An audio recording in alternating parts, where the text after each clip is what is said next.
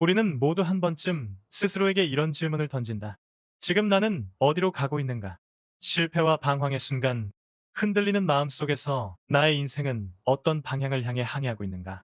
세상은 끊임없이 요동치고 어제의 성공은 오늘의 무용지물이 되며 오늘의 안전은 내일의 위기가 된다. 급변하는 시대의 파도 앞에서 가장 먼저 무너지는 것은 외부의 조건이 아니라 나 자신을 지탱하는 내적 신념과 규범이다. 그것이 없다면 성공의 순간에도 흔들리고 위기의 순간에는 더욱 쉽게 무너진다. 호암 이병철, 그 이름은 단순히 삼성의 창업주라는 타이틀을 넘어 한국 경제사의 흐름을 바꾸어 놓은 거대한 거목이다. 그러나 우리가 주목해야 할 것은 결과로서의 성공이 아니다. 그 역시 처음부터 확고한 리더였던 것이 아니다. 그는 젊은 날에 방황했다. 일본 유학까지 다녀왔지만 뜻을 세우지 못했고 도박에 빠져 밤마다 다그림자를 밟으며 귀가하던 나날을 스스로 기록했다. 하지만 어느 날 달빛 아래 고요히 잠든 자녀들을 바라보며 그는 깨달았다. 나의 삶은 더 이상 이대로 흘러가서는 안 된다는 것. 무언가를 세우고 지켜야 한다는 것. 단순히 개인의 영달이 아니라 민족의 운명을 바꿔야 한다는 사명의식이 불처럼 솟아올랐다. 바로 그 순간이 그의 각성의 순간이었다. 인생은 언제나 방황 속에서 전환점을 만든다. 중요한 것은 실패나 방황 자체가 아니라 그것을 끝내 각성으로 이끌어내는 결단이다. 그는 사업보고 사업으로 나라를 지킨다는 비전을 세웠다. 많은 이들이 거창하게 들릴 수 있는 이 말 속에는 냉철한 현실인식과 자기 성찰이 녹아 있었다. 식민지 조선에는 제대로 된 민족 자본이 없었고 독립 이후에도 산업 기반은 허약했다. 그는 무역상으로 시작해 제1제당, 제1모직으로 이어지는 길을 걸으며 민족 산업을 세워야 한다고 결심했다. 그러나 그 길은 결코 순탄하지 않아. 한국전쟁으로 모든 기반이 흔들렸고 정치적 불안정으로 기업은 언제나 권력의 압박을 받았다. 실패는 수도 없이 찾아왔고 위기는 반복되었다. 하지만 호암은 무너질 때마다 마음속 첫 결심으로 돌아갔다. 사업으로 나라를 지키겠다는 초심. 그것이 위기의 순간마다 그의 나침반이 되었다. 인생에서 중요한 것은 위기가 없는 길이 아니라 위기 속에서도 무너지지 않는 원칙을 지니는 것이다. 실패를 두려워하지 않고 오히려 실패를 자산으로 삼는 태도가 바로 리더십의 근본이다. 포함은 정미소 사업에 실패하고 토지 투자에서도 손해를 보았지만 그 순간을 통해 자신에게 부족한 점을 냉정히 돌아보았다. 자신에게 없는 것이 무엇인지, 앞으로 무엇을 채워야 하는지를 기록하고 다짐했다. 그는 깨달았다. 경영에서 가장 중요한 것은 정세를 정확히 읽는 통찰, 그리고 판단이 섰다면 끝까지 밀고 나가는 뚝심이라는 것을. 누구나 아는 원칙이지만 실제로 끝까지 밀고 나가는 이는 극히 드물다. 그는 그것을 평생의 원칙으로 삼았다. 우리는 이 대목에서 각성해야 한다. 나의 실패는 단순히 좌절인가? 아니면 자산인가? 내가 직면한 위기는 단순히 무너뜨리는 폭풍인가? 아니면 나를 단련하는 불꽃인가? 실패를 직시하고 냉정하게 분석하고 다시 일어서는 태도야말로 모든 리더의 자격이다. 성공은 지식이나 운에서 나오지 않는다. 그것은 실패를 다루는 태도에서 비롯된다. 포함이 가장 돋보이는 순간은 모두가 반대할 때 미래를 내다보는 결단을 내린 시점이다. 1970년대 한국 경제는 급격히 성장했지만 여전히 섬유, 재단 같은 전통 산업에 머물러 있었다. 그러나 그는 이미 세계의 중심축이 반도체, 전자산업으로 옮겨가고 있다는 것을 내다봤다. 수많은 임원과 전문가들이 만류했지만 그는 오히려 거대한 투자를 단행했다. 이것이 삼성 반도체 신화의 시작이었다. 위대한 리더십은 사람들의 박수 속에서 만들어지지 않는다. 오히려 반대와 의심 속에서 통찰과 결단으로 길을 여는 것이다. 여기서 우리가 배울 점은 명확하다. 인생의 항로를 결정짓는 것은 타인의 동의가 아니라 나 자신의 통찰과 신념이다. 남들의 만류에 흔들리는 순간 미래는 눈앞에서 사라진다. 지금의 내가 내리는 결정이 단순한 선택이 아니라 내 인생의 방향 전체를 바꾸는 분수령이 될 수 있다는 것을 잊지 말아야 한다. 그러나 이런 통찰과 뚝심도 내적 기반이 없으면 오래가지 못한다. 포함은 항상 고전을 탐독하며 마음을 다스렸다. 노너를 비롯한 유교 경전은 그의 내적 규범이자 정신적 기둥이었다. 그는 말했다. 신념이 기술보다 앞서야 한다.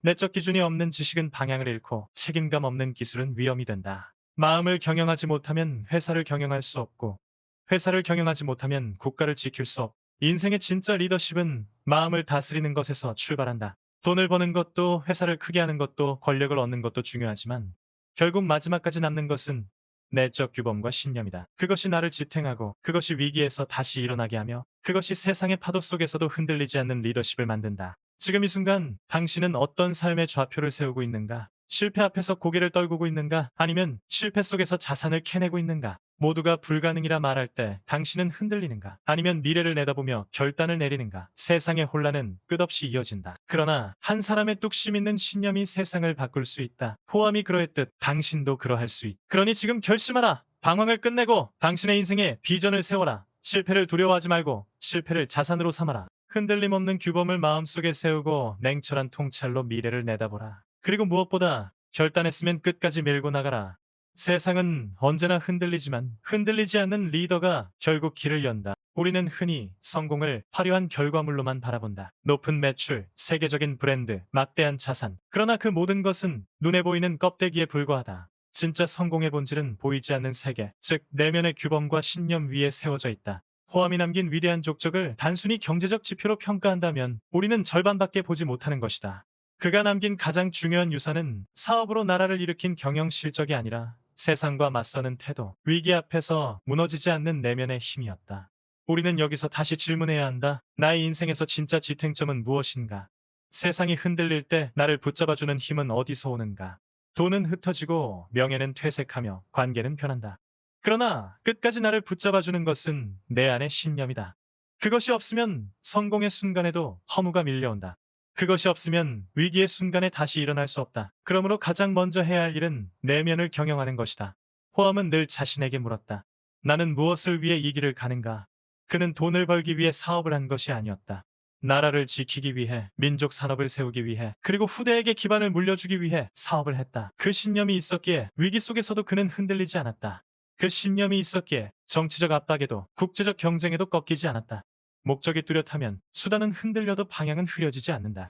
인생에서 가장 위험한 것은 실패가 아니다. 방향을 잃는 것이다. 호암은 수많은 실패를 겪었지만 단 한 번도 방향을 잃지 않았다. 그는 실패할 때마다 나는 왜 이 길을 가고 있는가를 되묻고 초심으로 돌아갔다. 그것이 바로 실패를 자산화하는 태도다. 단순히 실수를 기록하는 것이 아니라 실패 속에서 방향을 재확인하는 것이다.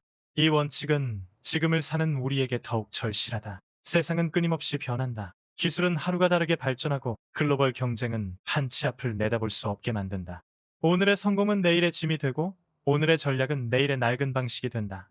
이 불확실성 속에서 살아남는 유일한 방법은 내면의 규범을 확립하고 그것을 흔들리지 않는 나침반으로 삼는 것이다. 그렇다면 구체적으로 우리는 어떻게 내면을 경영할 수 있는가? 첫째, 자기 성찰의 시간을 매일 가져야 한다. 호암은 바쁜 일정 속에서도 독서와 사색을 게을리하지 않았다. 내적 규범은 하루아침에 생기지 않는다. 매일 자신을 돌아보고 부족함을 기록하며 다시 다짐하는 과정을 통해 단단해진다. 둘째, 실패를 숨기지 않고 마주해야 한다. 실패를 외면하면 같은 실수를 반복한다. 실패를 기록하고 분석하고 자산으로 삼는 태도야말로 미래의 힘이 된다. 셋째, 사명을 분명히 해야 한다. 단순히 돈을 버는 목적이라면 위기 앞에서 쉽게 흔들린다. 그러나 나를 넘어서는 더 큰 목적, 사회적 책임과 미래 세대를 향한 사명이 있을 때 그 신념은 뿌리가 되어 흔들리지 않는다. 호암은 늘 말했다. 기업은 사회적 책임을 져야 한다고. 기업이 이윤만을 추구한다면 그것은 결국 사라진다고. 사회와 함께 성장하고 국가와 함께 호흡해야만 오래간다고. 지금의 시대에도 이 교훈은 유효하다. 단기적 이익에 눈이 멀어 사회적 책임을 외면하는 기업은 결국 불신과 저항 속에 무너진다. 그러나 사회와 함께하는 기업은 신뢰를 얻고 세대를 넘어 존속한다. 인생도 같다. 자기만의 성공을 쫓아가는 삶은 취약하다. 그러나 타인과 사회를 위한 책임을 품은 삶은 단단하다. 리더십은 언제 가장 빛을 발하는가? 평화로운 시절이 아니라 위기의 순간이다. 폭풍우 속에서 배를 지휘하는 자가 진짜 선장이다. 위기 속에서 무너지는 리더가 있고 위기 속에서 더 단단해지는 리더가 있다. 그 차이는 내면의 규범과 뚝심에서 나온다. 호암은 정치적 압력, 산업적 위기, 국제적 경쟁 앞에서 매번 시험대에 올랐다. 그러나 그는 자신의 길을 굽히지 않았다. 때로는 손해를 감수했고 때로는 비난을 감수했다. 그러나 결국 역사가 증명했다. 위기의 순간에 원칙을 지킨 리더가 끝내 길을 연다는 것을 지금 우리 각자에게 묻는다. 당신은 지금 어떤 위기를 겪고 있는가? 사업의 실패, 인간관계의 파탄, 진로의 방황, 경제적 압박. 그것이 무엇이든 위기는 피할 수 없는 인생의 한 부분이다. 중요한 것은 그 위기를 어떻게 받아들이는가이다. 무너지는가? 아니면 단련의 기회로 삼는가? 실패 속에서 자기 성찰을 통해 더 강해지는가? 아니면 변명 속에서 더 약해지는가? 우리는 선택해야 한다. 실패를 자산화할 것인가? 아니면 실패를 무덤으로 만들 것인가? 위기 속에서 리더십을 발휘할 것인가? 아니면 위기에 무너질 것인가? 당신의 선택이 당신의 인생을 결정한다. 포함은 마지막까지 후대에게 남기고자 했다. 흔들리지 않는 신념으로 위기 속 리더십을 발휘하라. 이것은 단순히 기업가에게만 해당되는 말이 아니다. 한 사람의 인생을 사는 우리 모두에게 해당되는 말이다. 가정에서도, 일터에서도, 사회에서도 우리는 끊임없이 작은 리더십의 순간에 직면한다. 그 순간 내적 규범과 신념이 없다면 우리는 휘청이고 만다. 그러나 그것이 있다면 어떤 폭풍 앞에서도 우리는 흔들리지 않는다.